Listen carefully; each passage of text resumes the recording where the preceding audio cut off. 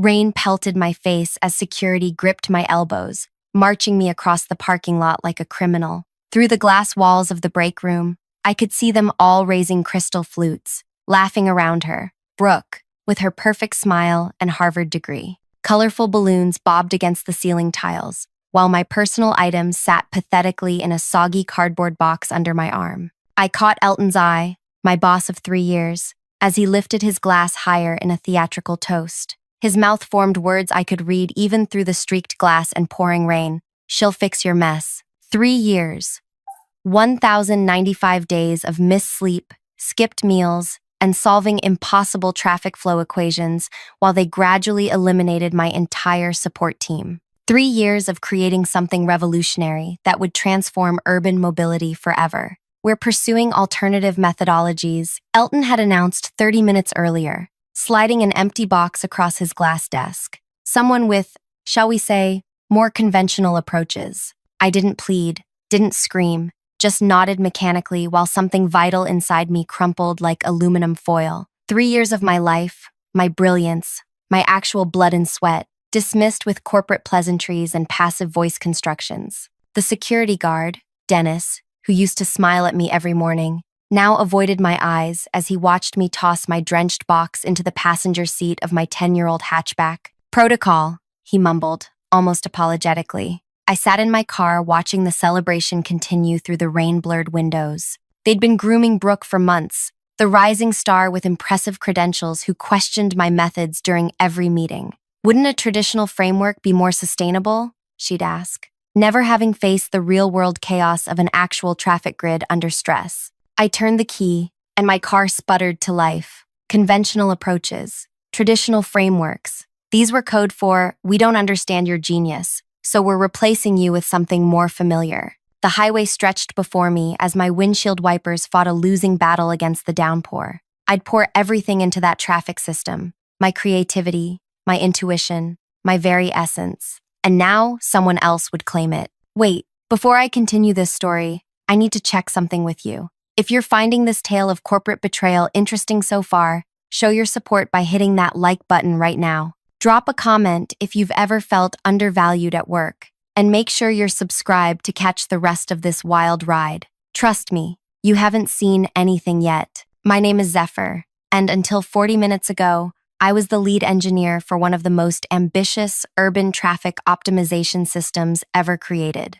Not the type you'd notice from your morning commute. This was the invisible architecture that made sure emergency vehicles always found clear paths, that rush hour flowed instead of stopped, that a city of 2 million people could move like a living organism rather than a congested mess. I didn't look the part of a brilliant engineer. At 32, with unruly auburn hair I rarely bothered to style and a preference for comfort over corporate fashion, I was easy to underestimate. My colleagues learned quickly that my mind functioned differently, seeing patterns where others saw chaos, sensing the rhythm of traffic flow like others might hear music. The apartment was dark when I arrived home. No pets, no plants, no waiting partner, just the hollow echo of my wet shoes on hardwood floors. I'd given everything to that job, to that system, to solving problems no one else could solve. My social life had withered like neglected houseplants. My dating apps gathered digital dust. My family had stopped expecting me at gatherings. It wasn't supposed to end this way. 6 months earlier, things had been different. My project, my beautiful, complex, revolutionary project, had received glowing preliminary reviews. City officials had marveled at the early simulations showing 30% reductions in emergency response times. This could save lives, the mayor had said, her eyes wide with genuine wonder. How did you do it? I couldn't fully explain. The system worked because I'd spent 3 years learning invisible patterns, adjusting for weather variations, crowd psychology, historical data anomalies. I coded my intuition into the system, making thousands of micro-adjustments daily that no instruction manual could capture. Then Elton hired Brooke, just to lighten your workload, he'd assured me with that thin smile that never reached his eyes. The board wants additional perspectives. Brooke with her crisp blazers and flawless PowerPoints. Brooke who had theories about everything but had built nothing. Brooke who gradually appeared in meetings I wasn't invited to, who somehow had access to my preliminary designs, who smiled sympathetically when I worked late. You should take better care of yourself, she'd say, while quietly cataloging my methods, my insights, my breakthroughs. The first night after my dismissal, my phone remained silent. The second day, too. They were doubtless celebrating their brilliant personnel decision. The heart of their operation, my creation, was now in Brooke's manicured hands. I sat on my balcony that second night, watching the city lights flicker through the clearing rain. 3 years of my life, erased with corporate platitudes and a cheap champagne toast to my replacement. I'd been a fool to believe my brilliance would protect me, that creating something irreplaceable would make me irreplaceable. Sleep evaded me. I paced my apartment like a ghost, touching books I'd never had time to read, opening cupboards filled with quick meals and protein bars. Who was I without my work? What remained of Zephyr when the project that consumed her was taken away? Dawn broke on the third day, and I was making bitter coffee when it began. My phone lit up, vibrated. Brooke's name appeared on the screen. I watched it ring until it stopped. 3 minutes later, another call, then another. By noon, I'd counted 7 missed calls, each separated by increasingly shorter intervals. By evening, the count had reached 12. No voicemails, no texts, just desperate, persistent calling. At midnight, as I sat cross-legged on my bedroom floor, surrounded by old notebooks, the physical artifacts of my thought processes, the 19th call came through. I watched my phone vibrate against the hardwood, imagining Brooke's panic as she faced tomorrow's implementation deadline. The system would run, then gradually deteriorate as real-world complexity overwhelmed her conventional approaches. I let a smile spread across my face for the first time in days, because what they never understood, what they couldn't possibly comprehend, was that my traffic system wasn't just code and algorithms. It was me, my way of seeing the world, my patterns of thought translated into digital form. The system worked because I worked, because I'd poured my unique perception into every line, every function, every decision tree. My notebooks contained equations and diagrams, sure, but not the invisible connections only I could see. That night, I finally slept soundly, phone silent beside me. Morning brought 27 missed calls. Morning brought 27 missed calls. I made coffee and watched sunrise paint my sparse living room gold. For the first time in years, I had nowhere to be. No deadlines crushing my chest. No midnight coding sessions fueled by energy drinks and desperation. Just emptiness stretching before me like an unfamiliar landscape. My phone buzzed again. Not Brooke this time, but Iris, the only junior engineer who'd survived the team optimization 6 months ago. I hesitated, then answered. Zephyr? Her voice was hushed, urgent. It's falling apart. The entire North Quadrant grid locked up yesterday afternoon. Ambulances couldn't get through. They had to dispatch helicopters for 3 separate emergencies. I said nothing, just listened to her rapid breathing. Brooke keeps trying to recalibrate using standard parameters, but it's making everything worse. Elton's losing his mind. The mayor called twice yesterday. That sounds challenging, I replied, my voice neutral. Challenging? It's a nightmare. The board called an emergency meeting. The city's threatening to terminate the contract. Iris paused. They need you. No, they fired me, I corrected, surprising myself with how calm I sounded. They escorted me out while celebrating my replacement. They don't need me. They're experiencing consequences. Zephyr, please. Real people are suffering. That landed like a punch to my stomach.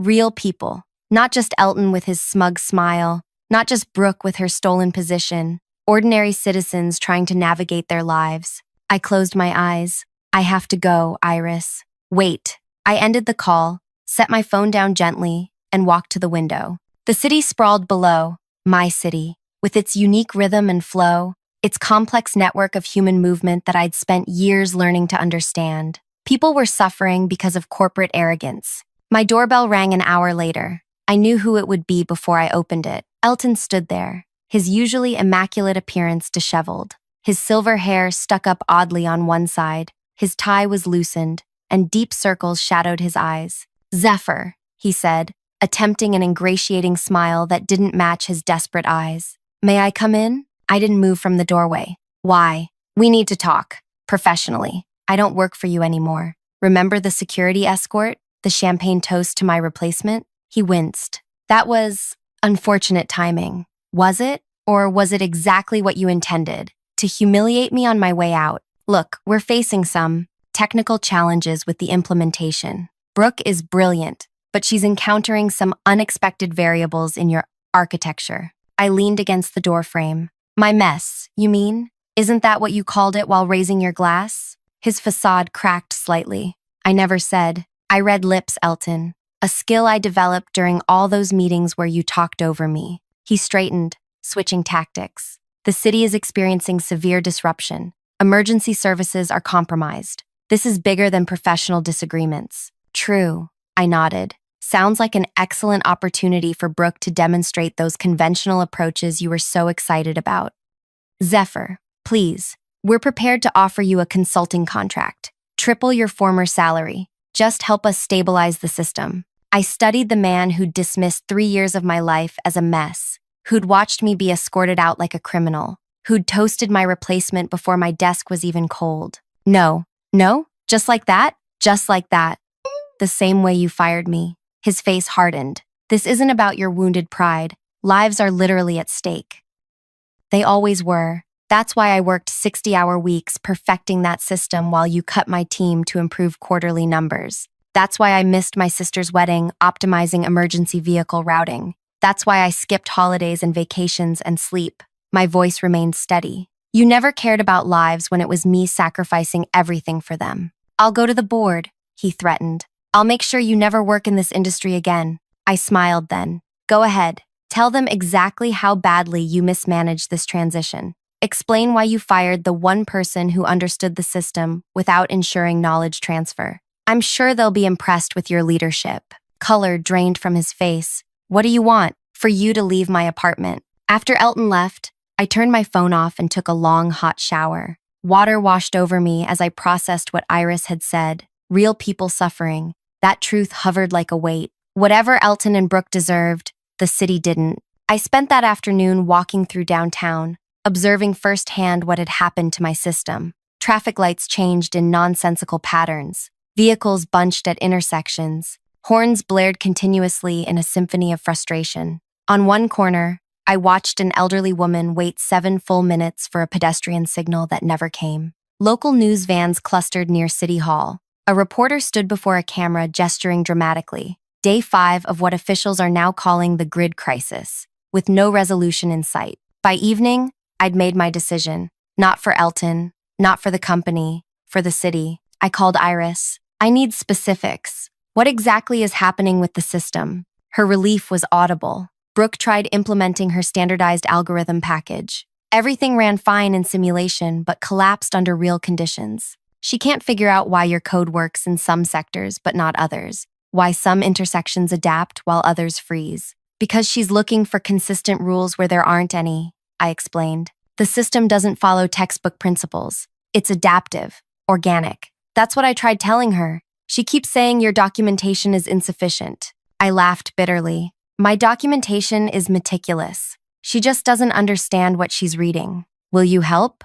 Please? Even just advice? I hesitated. I'll think about it. The next morning, I received a text from an unknown number. An address, a time, and 5 words. Please, for the city. Mayor Vivienne. I recognized the address. A small cafe far from corporate headquarters. Neutral ground. Smart. Mayor Vivienne looked exhausted when I arrived. The weight of a paralyzed city evident in the new lines on her face. She stood as I approached her corner table. Thank you for coming, she said, extending her hand. I haven't agreed to anything, I reminded her, sitting down. I know, she signaled for coffee. But you're here, which means you care what happens to this city.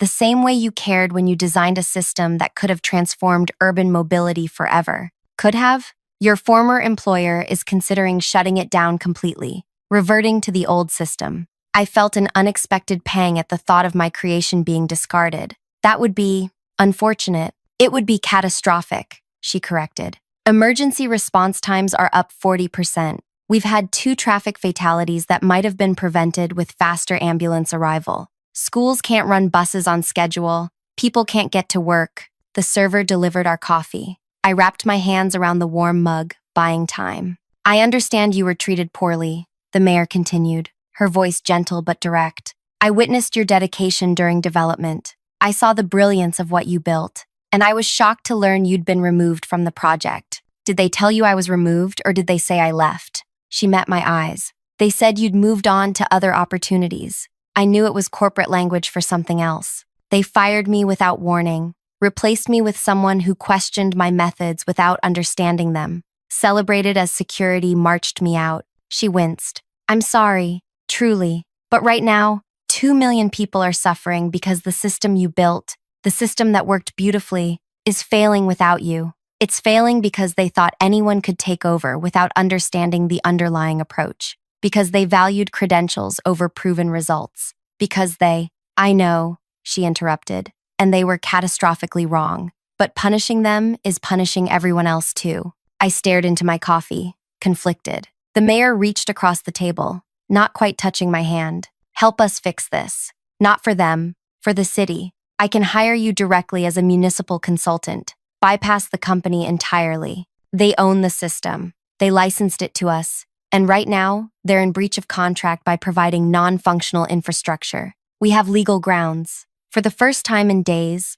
I felt a spark of something beyond anger. A possibility. I'd need certain guarantees, I said slowly. Complete creative control. My name on everything. The patents, the white papers, everything. And I choose my team. Mayor Vivian's eyes widened slightly. You've thought about this. I'm always thinking. It's both my greatest strength and the reason I don't sleep much. She nodded. I'll make it happen. As I walked home from that meeting, my phone buzzed with a text from Iris. Emergency board meeting tomorrow. Elton saying system needs complete rebuild. Brooke blaming sabotage in your code. Help! I smiled to myself. Sabotage. Of course. Because it couldn't possibly be that Brooke, with all her prestigious degrees and conventional thinking, simply couldn't comprehend what I'd built. It had to be deliberate, undermining rather than her own limitations. That night, as I organized my notes and prepared for what would come next, I received one final call from Brooke herself. I answered on the last ring. Zephyr. Her voice was tight, controlled. We need to talk. We're talking now, I replied. I know what you did. The accusation in her tone was unmistakable. What exactly did I do, Brooke? You know exactly what. The missing protocols, the undocumented overrides, the intentionally misleading variable names. You set me up to fail. I laughed, genuinely amused. Is that what you think? That I somehow anticipated being fired and deliberately created a system no one else could run? Then explain why nothing works the way it should. Maybe it works exactly as it should. Maybe you just don't understand how it should work. The silence stretched between us. Finally, she spoke, her voice smaller. I need your help. I need your help. 3 small words that must have cost Brooke's pride dearly. I savored the moment, thinking of her standing in the wreckage of what she'd so confidently believed she could handle. Interesting, I replied, keeping my voice neutral. A week ago, you were explaining to the board how my approach was needlessly complicated. I was wrong, she admitted, the words tight and clipped. The system it's beyond conventional understanding. No, it's beyond your understanding. There's a difference. Her breathing changed, a sharp inhale that told me she was struggling to maintain composure. People are suffering, Zephyr. Whatever you think of me, they don't deserve this. The same argument the mayor had made, the same moral weight pressed upon my shoulders. I'll meet with you, I said finally. Not at the office. The public library, main branch, 3rd floor study room, 10 tomorrow morning. Thank you, she breathed. I'll bring everything. Don't bring anything, I interrupted. No laptops, no tablets, just yourself and a pen. I ended the call and stood by my window, watching night settle over the struggling city. Streetlights blinked on in irregular patterns where my system should have been coordinating them perfectly with traffic flow. In the distance, sirens wailed. Another emergency vehicle fighting through congestion my system should have cleared. Sleep evaded me that night, not from stress, but from ideas flowing too rapidly to contain. By dawn, I'd filled a fresh notebook with calculations, diagrams, and a plan that went far beyond fixing what was broken. The library was nearly empty when I arrived. Brooke was already there, sitting rigidly in the study room, hair pulled back severely, dark circles shadowing her eyes. For a moment, I almost felt sympathy. Almost. Thank you for coming, she said, standing as I entered. I set my notebook on the table. Let's be clear. I'm not here to save your career. I understand. Do you? You took my job. You celebrated while security escorted me out. You told everyone you could fix my mess. She had the decency to look away. It wasn't. I didn't know they were letting you go that day. But you knew they were letting me go. Her silence was confirmation enough. Tell me what's happening with the system, I said, opening my notebook. For the next hour, Brooke detailed the cascading failures. The more she spoke, the more evident it became that she'd attempted to impose textbook solutions on my organic architecture, like trying to control a living ecosystem with mechanical rules. It's not rational, she concluded, frustration evident. Sectors that should behave identically respond completely differently to the same inputs. Because they're not identical, each sector has its own personality. Traffic grids don't have personalities. Mine do. I turned my notebook toward her. You're treating the system like it's built on static algorithms when it's actually responsive to thousands of subtle variables you're not even measuring. She stared at my diagrams. This isn't in any of the documentation, because it can't be documented in traditional ways. It's not about rules, it's about relationships between factors that most engineers don't consider important. Confusion creased her brow. Like what? Like the fact that the North Quadrant moves differently on baseball game days, even when accounting for stadium traffic, because drivers' psychology changes. Or that the downtown grid needs different timing when it rains, because pedestrians create unique patterns depending on where awnings are located. That's impossible to systematize, not impossible, just beyond conventional approaches. I closed my notebook, which is why you're failing. Her face hardened. So you'll help? I haven't decided. What would it take? Name your price. I studied her, this woman who had so confidently stepped into my position, who had dismissed years of my work with a casual certainty that she could do better. I don't want money, I said finally. I want truth. What does that mean? It means before I help anyone, I want the board to understand exactly what happened, how my system actually works, why it failed under your management. The full, unvarnished truth. She paled. You want me to admit failure. I want accountability. From everyone involved. Brooke stared at her hands. Elton will never agree. He's telling the board your system was fundamentally flawed from the beginning. That's why he brought me in. Then I guess the city stays paralyzed. I stood to leave, but Brooke reached across the table, not quite touching my arm. Wait, what if I tell the truth without him? At tomorrow's emergency board meeting, I paused. Why would you do that? Because you're right. Because I was wrong. Because this isn't about careers anymore. It's about responsibility. I didn't entirely believe her sudden moral clarity, but I nodded anyway. Tomorrow's meeting. I'll be watching what happens very carefully. As I left the library, my phone rang. Mayor Vivienne. I've secured approval for your consulting contract, she said without preamble. Direct with the city, bypassing the company entirely. You can start immediately. There's something happening tomorrow first, I replied. A board meeting I need to see the results of. A board meeting I need to see the results of. We don't have time for corporate politics, Zephyr. The situation is deteriorating hourly. 24 hours won't make a difference to the structural problems, but it might make all the difference to what happens after we fix them. As a pause. You have a plan. I always have a plan. Some are just less conventional than others. That evening, Iris called again. Brooke's been in closed-door meetings all afternoon. Something's happening. Good, I replied. Is it? Elton's telling everyone the entire project needs to be scrapped.